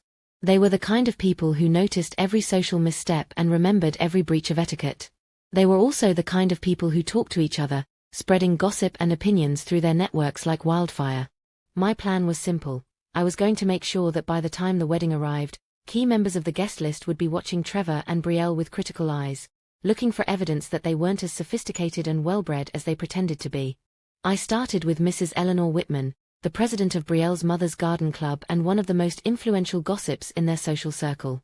Mrs. Whitman had posted photos from several recent charity events, always positioned at the center of whatever group she was with, clearly someone who enjoyed being in the know about everyone's business. I found Mrs. Whitman's phone number through the country club's public directory and called her on a Thursday afternoon. "Mrs. Whitman? This is Dorothy Patterson. I believe you know my son Trevor. He's marrying Brielle Morrison next month." "Oh yes, of course. How lovely to hear from you. Are you looking forward to the wedding?" "Well, that's actually why I'm calling. I'm hoping you might be able to help me with a delicate situation." "What kind of situation?" "It's rather embarrassing, but Trevor and Brielle have asked me not to attend the wedding. They feel that my presence might create complications." "Complications? I don't understand." "Well, you see, there's been some tension in our family recently. I've discovered some things about Trevor's business dealings that have made me very uncomfortable, and I've had to make some difficult moral choices about what I can and cannot support." I let that statement hang in the air, knowing that Mrs. Whitman's curiosity would be burning. "What kind of business dealings?" "Oh, I probably shouldn't say anything specific. It's just that sometimes young people get so focused on success that they forget about the importance of integrity and honesty in their professional relationships." "Are you suggesting that Trevor has been dishonest in his business?" "I'm not suggesting anything, Mrs. Whitman. I'm just saying that I've learned some things that have made me question whether I can continue to support certain choices he's made. And rather than create a scene at the wedding, we've all agreed it's better if I stay away." "My goodness, Dorothy. This sounds very serious." "It is serious. But I don't want to ruin Brielle's special day with family drama. I just hope that people will understand why I'm not there, and that they won't judge the young couple too harshly for the difficult situation they found themselves in." By the time I hung up, I knew that Mrs. Whitman would be burning with curiosity about what terrible secrets Trevor might be hiding. She'd be watching him more carefully at the wedding, looking for signs of the dishonesty and moral compromise his own mother had hinted at. More importantly, she'd be sharing her concerns with other members of their social circle, spreading the idea that there was something not quite right about the groom's character and family background. I made similar calls to 6 other influential members of their social community, each conversation carefully tailored to plant different seeds of doubt. To Trevor's boss's wife, I expressed concern about Trevor's judgment and decision-making under pressure. To Brielle's former sorority president, I mentioned worries about how Brielle treated people she considered beneath her social status. Each call was brief, vague, and seemingly well-intentioned. I never made any specific accusations, never said anything that could be proven false. I simply expressed the concerns of a worried mother who was troubled by changes she'd seen in her son and his fiancée. But the cumulative effect would be devastating. By the time the wedding day arrived, key members of the guest list would be primed to notice every small mistake, every moment of stress, every crack in the perfect image that Trevor and Brielle were trying to project. The stage was set. The pressure was building. The wedding was 2 weeks away, and everything was falling into place exactly as I'd planned. Trevor wanted to cut me out of his life. Fine. But he was about to learn that when you abandon the people who love you unconditionally, you find yourself surrounded by people who are looking for any excuse to judge you. And I'd just given them plenty of reasons to look very closely indeed. The final week before Trevor's wedding was when everything I'd set in motion began to converge into a perfect storm of chaos. Marcus called me every evening with updates, and I could hear the amazement in his voice as he watched my carefully laid plans unfold. "It's like watching a slow-motion car crash," he told me on Monday night. Every vendor is calling with problems, Brielle is having daily meltdowns, and Trevor is so stressed he can barely function at work. What happened today? The photographer officially quit. Apparently, David called Brielle this morning to confirm some details, and she started screaming at him about how he better not disappoint her because she had connections in the industry who could ruin his career. He hung up on her and sent an email an hour later terminating their contract. I felt a moment of satisfaction. David Chen had received my anonymous warning email exactly as planned, and it had primed him to interpret Brielle's typical demanding behavior as a genuine threat. One small push, and their entire photography plan had collapsed. Did they find a replacement? They're trying, but everyone good is already booked for October wedding season. They ended up hiring some guy Brielle found on Craigslist who charges 1/10 of what David was going to cost. Trevor is furious because he knows the photos are going to be terrible, but they don't have any other options. What about the other vendors? The florist is convinced that Brielle is going to have a nervous breakdown if the flowers aren't perfect, so they're double and triple checking everything, which is making them fall behind on other orders. The caterer is panicking about the dietary restrictions you mentioned. Apparently, they can't source the specific gluten-free options Brielle now claims she absolutely must have, and they're threatening to charge extra fees for last-minute menu changes. Marcus paused, and I could hear him chuckling despite himself. The best part is that Brielle's parents are starting to panic about the costs. They've already stretched their budget to pay for this wedding, and every additional fee and last-minute change is pushing them further into debt. Mr. Morrison pulled Trevor aside yesterday and asked if they could postpone the wedding until they could afford to do it properly. And what did Trevor say? He said no, absolutely not. Apparently, he's convinced that postponing would make them look weak and unreliable to all their important guests. So now they're committed to going forward with a wedding that's falling apart, vendors who hate them, and financial problems that are getting worse by the day. But the real masterpiece was yet to come. On Wednesday, I received a call from Mrs. Eleanor Whitman that exceeded my wildest expectations. Dorothy, dear, I've been thinking about our conversation last week, and I'm quite concerned about the situation with Trevor and Brielle. Oh. Well, I've been making some discreet inquiries, and I'm afraid I've discovered some rather troubling information. My heart raced. I'd hoped that Mrs. Whitman's curiosity would lead her to dig deeper, but I hadn't expected her to find actual dirt on Trevor and Brielle. What kind of information? It seems that Trevor's company is under investigation by the Securities and Exchange Commission for some irregularities in their financial reporting. Nothing has been proven, of course, but there are questions about whether certain employees might have been involved in manipulating client accounts. This was news to me. I'd had no idea that Trevor's company was having legal problems, but it explained so much about his recent behavior. The stress, the desperation to project success, the need to align himself with Brielle's wealthy family. He wasn't just social climbing, he was trying to create a safety net in case his career imploded. And that's not all, Mrs. Whitman continued. I spoke with Martha Henderson from the club, and she told me that Brielle's family has been having serious financial difficulties. Apparently, Mr. Morrison made some bad investments last year and lost a substantial portion of their portfolio. They're trying to keep up appearances, but they're actually quite leveraged right now. So they're both dealing with financial problems. It appears so. Which makes me wonder if this wedding isn't less about love and more about two families trying to prop each other up financially and socially. You know how these marriages of convenience work in our circles. I did know, and the irony was delicious. Trevor had rejected his middle-class mother to align himself with wealthy people who weren't actually wealthy. He'd sacrificed his relationship with the one person who truly loved him to gain acceptance from people who were just as financially vulnerable as he was.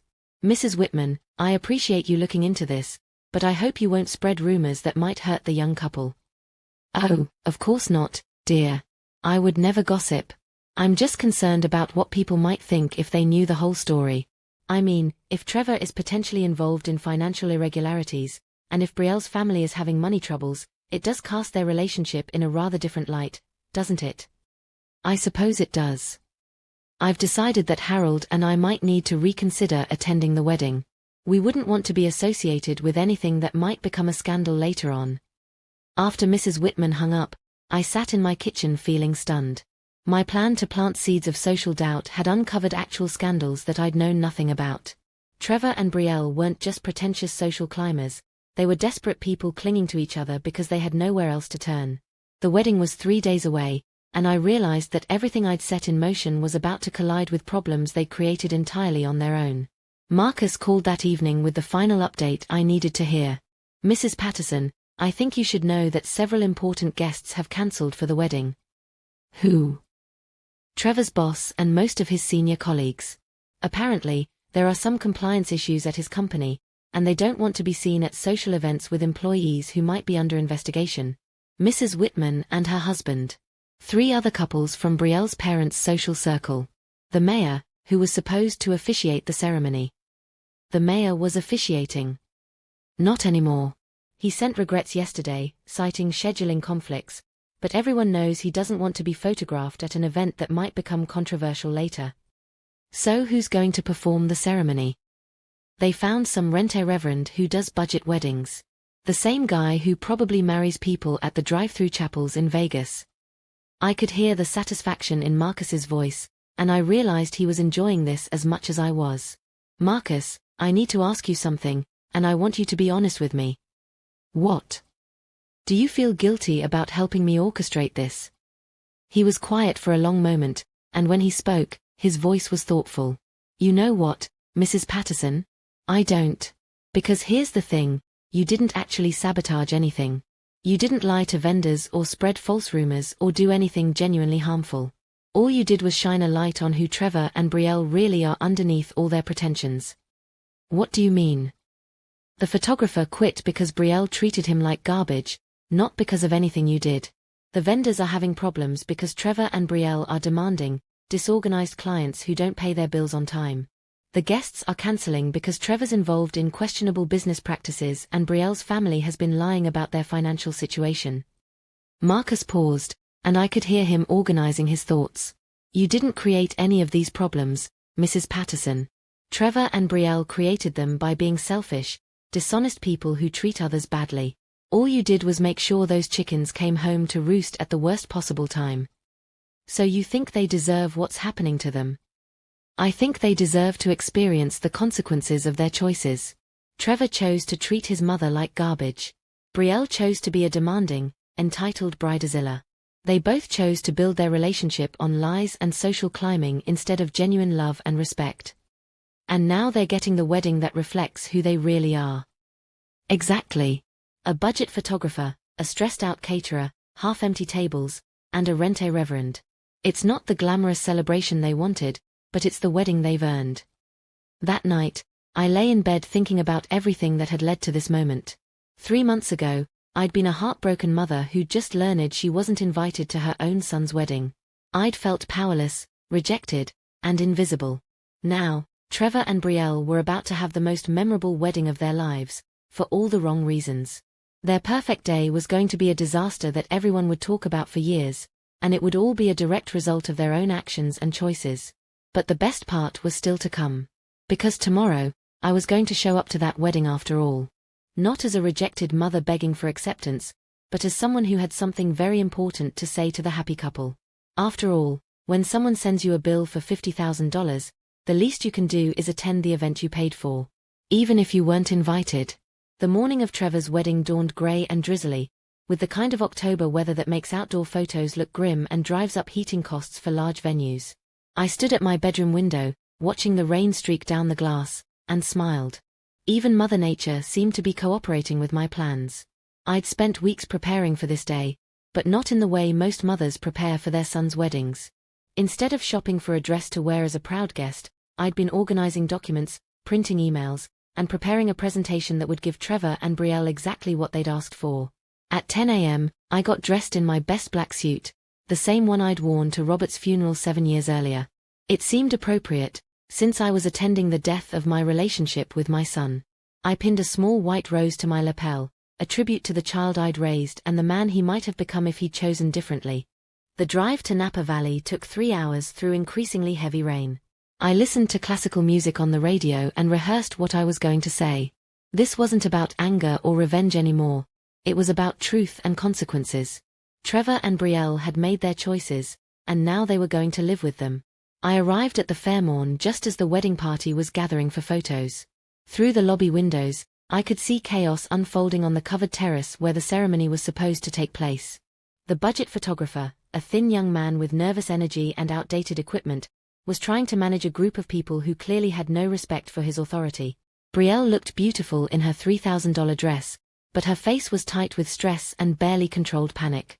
Every few minutes, she'd snap at someone, the photographer, a bridesmaid, a hotel employee, her voice carrying across the space with sharp, ugly tones that made everyone around her flinch. Trevor looked worse. My son, who'd always been handsome and confident, appeared haggard and defeated. His expensive tuxedo fit perfectly, but he wore it like a costume that didn't quite suit him.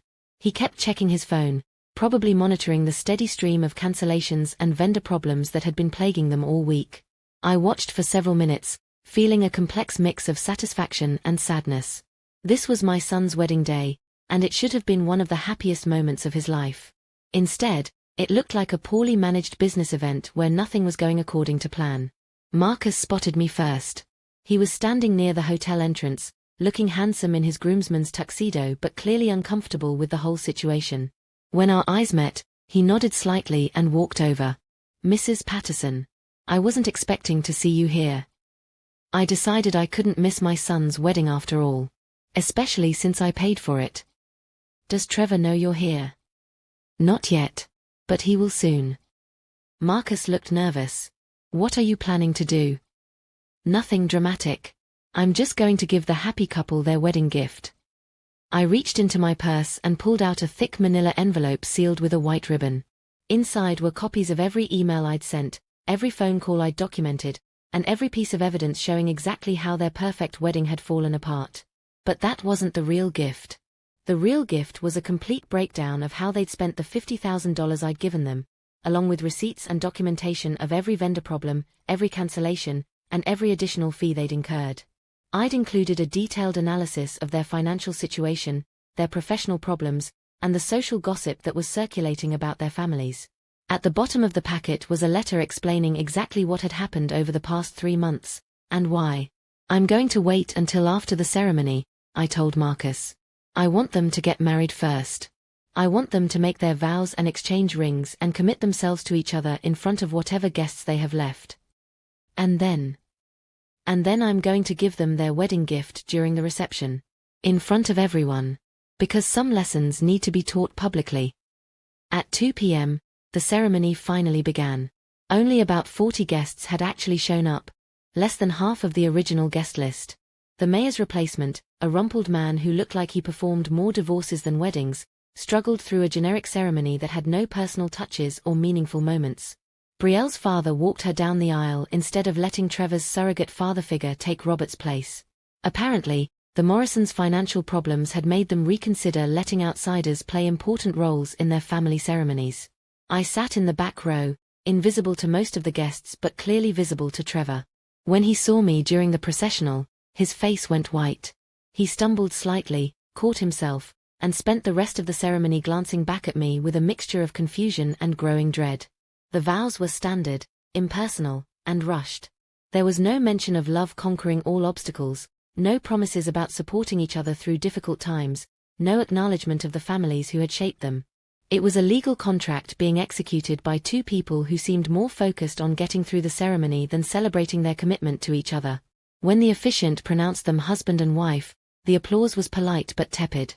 Several guests were already checking their watches and making subtle moves toward the exit. This was clearly going to be the kind of wedding reception that people would leave early, claiming previous commitments or sudden illnesses. But I wasn't going anywhere. I'd waited too long for this moment. During the cocktail hour, I mingled quietly with the remaining guests, introducing myself as Trevor's mother and graciously accepting condolences about missing the ceremony due to family circumstances. Several people mentioned how sorry they were that I hadn't been able to attend, and I smiled sadly and thanked them for their understanding. Mrs. Whitman was there after all. Apparently, her curiosity had won out over her social caution. She pulled me aside during cocktails. "Dorothy, dear, I'm so surprised to see you here. I thought you weren't attending." I changed my mind at the last minute. A mother only gets one chance to see her son get married, and despite everything that's happened, I couldn't bear to miss it entirely. "How brave of you. This must be very difficult." "It is. But sometimes we have to face difficult situations head-on, don't you think? Sometimes the truth needs to be spoken, even when it's uncomfortable.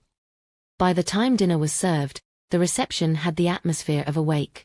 The rain was coming down harder, drumming against the windows and creating a gloomy backdrop for what should have been a celebration. The reduced guest count made the elegant ballroom feel half-empty and echoing. Trevor and Brielle sat at the head table, barely speaking to each other or their remaining wedding party. They looked like actors playing roles they didn't understand, going through the motions of being happy newlyweds while their faces showed exhaustion and disappointment. The food was excellent. Apparently, the caterer had decided to prove their professionalism despite all the last-minute complications. But the service was rushed, and I could see the staff exchanging glances that suggested they were eager to finish their duties and leave. During the dinner, I caught Trevor's eye several times. Each time, he looked more anxious, more desperate to understand what I was doing there and what I planned to do. He clearly wanted to approach me, but Brielle kept pulling his attention back to their table, where they were dealing with a steady stream of small crises and disappointed expectations. Finally, as the cake cutting began, I stood up and walked to the front of the room. "Excuse me," I said, my voice carrying clearly across the nearly empty ballroom. "I'd like to say something to the happy couple." The room fell silent. Trevor and Brielle froze, the cake knife halfway through their modest two-tier dessert, a far cry from the elaborate five-tier creation they'd originally planned. "My name is Dorothy Patterson, and I'm Trevor's mother. I want to thank you all for being here to celebrate this special day, even though the circumstances have been challenging."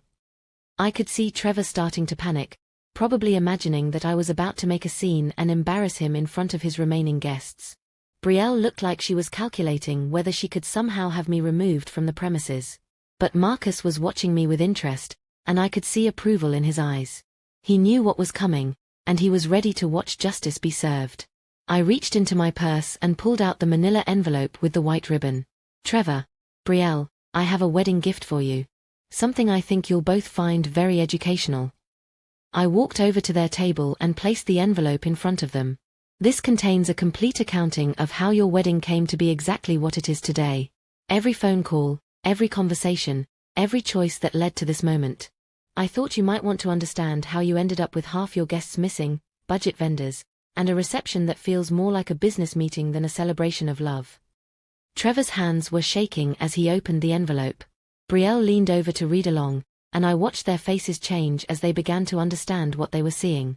"You see," I continued, speaking to the room but looking directly at my son, "3 months ago, you sent me a bill for $50,000 to pay for a wedding I wasn't invited to attend. You told me I should be grateful for the opportunity to contribute to your happiness, even though you decided I wasn't good enough to witness it." A murmur went through the remaining guests. This was clearly not the kind of wedding gift speech they'd been expecting. "I paid that bill, as you know. But I also decided to take an active interest in how my money was being spent. I wanted to make sure you got exactly the wedding you deserved." Trevor had gone completely pale. Brielle was reading the documents with growing horror, seeing her own words and actions documented in careful detail. "What I discovered during my research was fascinating. I learned that you'd built your entire relationship on a foundation of lies, social climbing, and mutual exploitation.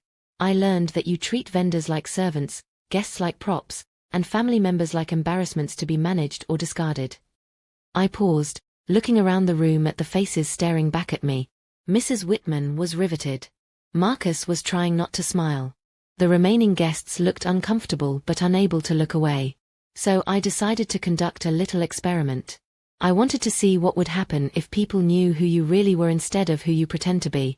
I wanted to see if your perfect wedding could survive contact with the truth. Brielle stood up abruptly, her face flushed with anger and humiliation. "You destroyed our wedding.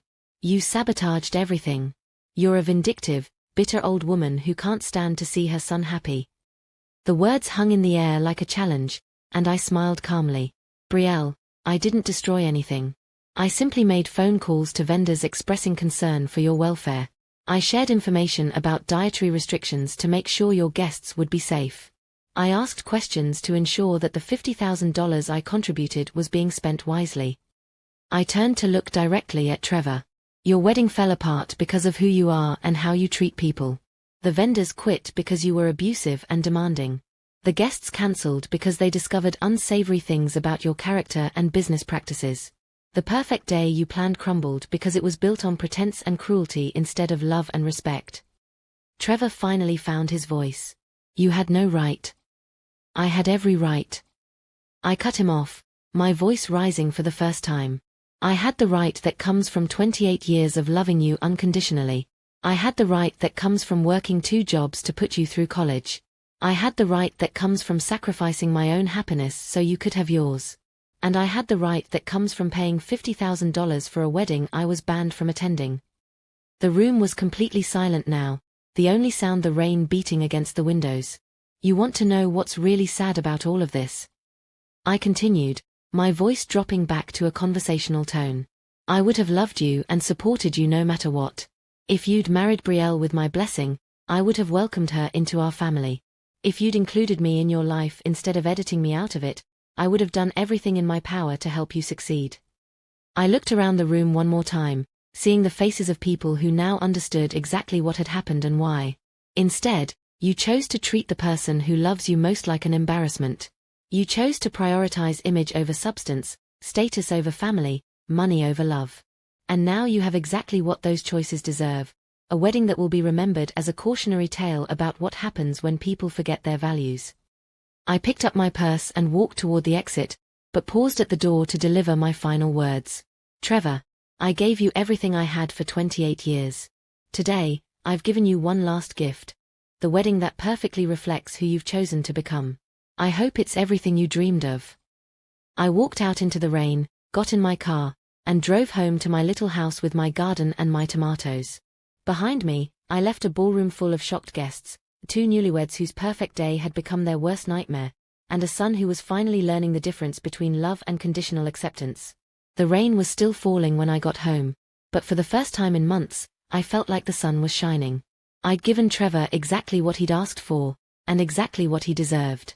And for the first time since Robert died, I felt truly free. Spring arrived early that year, and my tomatoes were already showing their first green shoots when the letter came. I was in my garden, working the soil and thinking about Robert, how proud he would have been to see me finally standing up for myself, when the mailman knocked on my door. Certified mail again, Dorothy, Mr. Peterson said with a knowing smile. He'd been my mailman for 15 years, and he remembered the last certified letter that had started this whole journey. I signed for the envelope, recognizing Trevor's handwriting immediately, but this time, my hands weren't shaking as I opened it. This time, I felt nothing but calm curiosity about what my son might have to say. The letter was handwritten on simple stationery, not the expensive letterhead that had accompanied their wedding bill 6 months earlier. Dear Mom, it began, and I was surprised by how those 2 simple words affected me. He hadn't called me Mom in years. I know I have no right to ask for your forgiveness, but I need to tell you what's happened since the wedding, and why I finally understand what you were trying to teach me. Brielle and I are getting divorced. The marriage lasted exactly 4 months and 12 days, which I think might be some kind of record for shortest celebrity-style disaster. We spent more on the wedding than we did on the entire relationship afterward. It turns out that when you build a marriage on pretense and social climbing, it doesn't survive contact with reality. The same problems that destroyed our wedding day kept destroying every day that came after it. Every argument, every disappointment, every moment of stress revealed how little we actually had in common once you stripped away the image we were trying to project. But that's not why I'm writing. I'm writing because Marcus finally told me the truth about what really happened at our wedding. He explained how you didn't actually sabotage anything. You just made sure everyone could see us clearly. All those vendor problems, all those guest cancellations, all those moments where everything fell apart, they happened because of who Brielle and I had become, not because of anything you did. You held up a mirror, and we didn't like what we saw reflected back. I lost my job 3 weeks after the wedding. The SEC investigation that Mrs. Whitman somehow found out about turned into a real problem, and my company decided they couldn't afford to keep employees who might become legal liabilities. It wasn't even about anything I did wrong, I just got caught in the fallout from other people's mistakes. But losing that job was the best thing that ever happened to me, because it forced me to remember who I really am underneath all the pretensions I'd built up over the years. I'm working for a smaller firm now, making about half what I used to make, but doing work that actually matters. I'm helping people plan for retirement and save for their children's education, People like you, who work hard and sacrifice for their families and deserve to have their financial goals taken seriously. I moved out of that expensive apartment and found a simple place that reminds me of the house I grew up in. I drive a used car again. I shop at Walmart again. And you know what? I'm happier than I've been in years. Marcus and I are still friends, though it took a while for me to forgive him for helping you teach me that lesson. He was right to do it, but it was hard to face how far I'd fallen from the person you raised. I know I don't deserve your forgiveness. I know that sending you a bill for $50,000 and then excluding you from the wedding was unforgivable. I know that spending years being ashamed of you and embarrassed by our life together was cruel in ways I'm only beginning to understand. But I want you to know that I remember now. I remember how you worked 2 jobs to keep us afloat after Dad died. I remember how you never missed a game or a recital or a graduation. I remember how you mortgaged your future so I could have mine. Most of all, I remember that you loved me unconditionally, even when I was trying my hardest to make myself unworthy of that love. I don't know if there's a way back from what I did to us. I don't know if a relationship can survive the kind of betrayal I committed against someone who gave me everything. But I hope that maybe, someday, I might earn the right to call myself your son again. Until then, I want you to know that I'm working every day to become the kind of man you raised me to be. The kind of man Dad would have been proud of. The kind of man who understands that love is more important than status, family is more important than image, and integrity is more important than success. You taught me that lesson in the most powerful way possible, by letting me experience the consequences of forgetting it. Thank you for loving me enough to let me fail. Thank you for being strong enough to fight back when I treated you like you didn't matter. Thank you for showing me what real strength looks like. I love you, Mom. Your son, Trevor. P.S. I've enclosed a check for $50,000. It's not payment for the wedding. Nothing could ever repay what you spent on that disaster. It's a start on paying back everything you invested in me over the years, with interest. I know it doesn't fix anything, but I wanted you to know that I finally understand the difference between the price of things and their true value. I sat at my kitchen table for a long time after reading that letter, turning the check over in my hands. $50,000, made out to me in Trevor's careful handwriting. The same amount they'd demanded, but this time offered freely as the beginning of an apology instead of an entitled demand. The money didn't matter. I'd lived without it for 6 months, and I could live without it forever if I had to. What mattered was what it represented: acknowledgement, understanding, and the first sign that my son was remembering who he used to be. But forgiveness isn't something you can buy with a check, even a large one. It's something that has to be earned through changed behavior, consistent choices, and time. Lots of time. I thought about Robert and what he would have wanted me to do. He'd loved Trevor unconditionally too, but he'd also believed in accountability and consequences. He would have been proud that I'd stood up for myself, but he would have also believed in the possibility of redemption. 3 days later, I called Trevor. His number was the same, though I hadn't used it in over a year. Mom. His voice was uncertain, hopeful, and terrified all at once. Hello, Trevor. I wasn't sure you'd call. I wasn't even sure you'd read the letter. I read it. Several times. And I think we need to talk. Not on the phone, not through letters. Face to face. Like family. There was a long pause, and when Trevor spoke again, his voice was thick with emotion. Would you like to come to dinner? I could cook. Nothing fancy. Just, I don't know, spaghetti and meatballs. I smiled despite myself. Spaghetti and meatballs had been his favorite meal as a child, the one I'd made for every birthday and celebration until he'd outgrown such simple pleasures. I'd like that, I said. But not at your apartment. Here. At home. If you want to rebuild our relationship, you need to come back to where it started. I'll be there Sunday at 5, he said immediately. Should I bring anything? Just yourself. The real you, not the version you think I want to see. That Sunday, I made spaghetti and meatballs for the first time in 5 years. I set the table with my everyday dishes, not the good china I'd always felt wasn't quite good enough for Trevor's new standards. I put flowers from my garden in a simple mason jar instead of buying expensive arrangements. When Trevor knocked on the door, I almost didn't recognize him. He was thinner, his hair was longer, and he was wearing jeans and a simple button-down shirt instead of the designer clothes I'd grown accustomed to seeing him in. He looked younger, somehow, and more like the boy I remembered. "Hi, Mom." "Hello, Trevor." We stood there for a moment, both of us uncertain about how to navigate this new territory. Then he held out a small potted plant, a tomato seedling. "I thought you might like to add this to your garden. It's an heirloom variety, cherry tomatoes." I took the plant, remembering how he used to help me in the garden when he was small, his little hands so careful with the delicate seedlings. "Thank you. Come in." We spent the first hour talking about safe topics, his new job, my garden, the weather. But gradually, as we shared the meal I'd prepared, the conversation grew deeper and more honest. "I need you to understand something," I told him over dessert. "What I did at your wedding wasn't just about revenge. It was about teaching you that actions have consequences, and that the people you love aren't disposable just because you've outgrown them." "I know," he said quietly.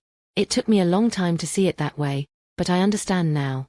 You didn't destroy my wedding, you showed me what I'd built it on." And what was that? Lies. Selfishness. The belief that I could have everything I wanted without considering what it cost other people. We talked until after 10 o'clock that night, working through years of hurt and misunderstanding. It wasn't easy, there were moments when old resentments flared up, times when we both got defensive or angry. But we kept talking, kept trying, kept pushing through the difficult conversations that rebuilding a relationship requires. When Trevor finally got up to leave, I walked him to the door. "Mom, can I ask you something?" "Of course." "Do you think Dad would have been proud of how you handled everything? The wedding, standing up to me, all of it?" I thought about Robert, about his quiet strength and unwavering moral compass. About how he'd always believed that love without boundaries wasn't really love at all. "I think your father would have been proud that I finally learned to fight for what matters. And I think he'd be proud that you're learning to fight for it too." "I want to keep doing this," Trevor said. "Coming to dinner, talking, being a real son instead of the stranger I turned into. If you'll let me." "I'd like that," I said. "But Trevor." "Yeah. It's going to take time. Trust isn't rebuilt overnight, and forgiveness isn't a one-time event. It's a choice you make over and over again, through your actions and your priorities." "I understand. I'm willing to do the work, for as long as it takes." "Good. Then come back next Sunday. I'll make pot roast."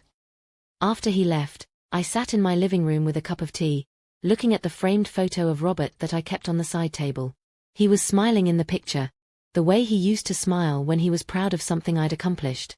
"Well," I said to his photograph, "I think we did okay with that boy of ours. He lost his way for a while, but he's finding his way back."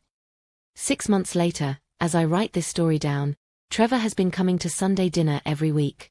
He's met Maria, who still cleans houses but is now studying accounting at night school with financial help from a scholarship fund Trevor set up.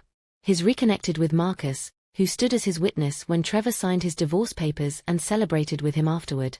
Most importantly, he's learning to be proud of where he came from instead of ashamed of it. He talks about his father now, shares memories of our family traditions, and has even started helping me with the garden. We're not back to where we were before everything went wrong. That relationship is gone forever, changed irreparably by the choices we both made. But we're building something new, something stronger, based on mutual respect and honest communication instead of unconditional acceptance of bad behavior. The $50,000 is sitting in a college fund for children in our community whose parents are working multiple jobs to give them opportunities. I figured that was what Robert would have wanted, for the money to go toward helping other families stay together through difficult times. Brielle, according to Trevor, moved back in with her parents after the divorce and is reportedly dating a tech entrepreneur she met at a country club event. I don't wish her any harm, but I hope she's learned something from our experience about the difference between love and social climbing. As for me, I'm 73 now, and I've never felt more powerful or more at peace. I learned that standing up for yourself doesn't make you cruel, it makes you strong. I learned that sometimes the most loving thing you can do for someone is refuse to enable their worst impulses. And I learned that revenge, when it's really justice, doesn't leave you empty, it leaves you free.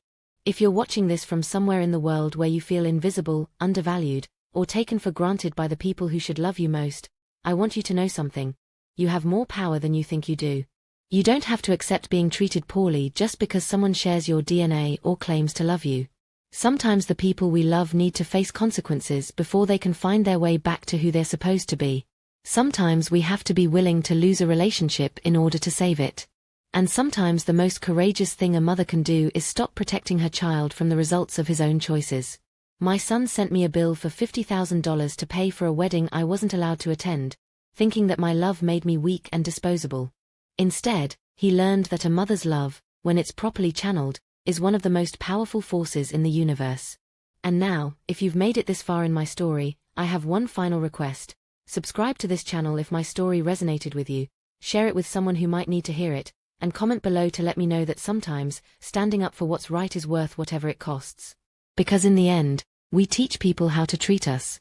And I finally taught my son to treat me with the respect I'd always deserved. Thank you for listening to an old woman's story about love, loss, and the sweetest revenge of all. Watching someone you love remember who they're supposed to be.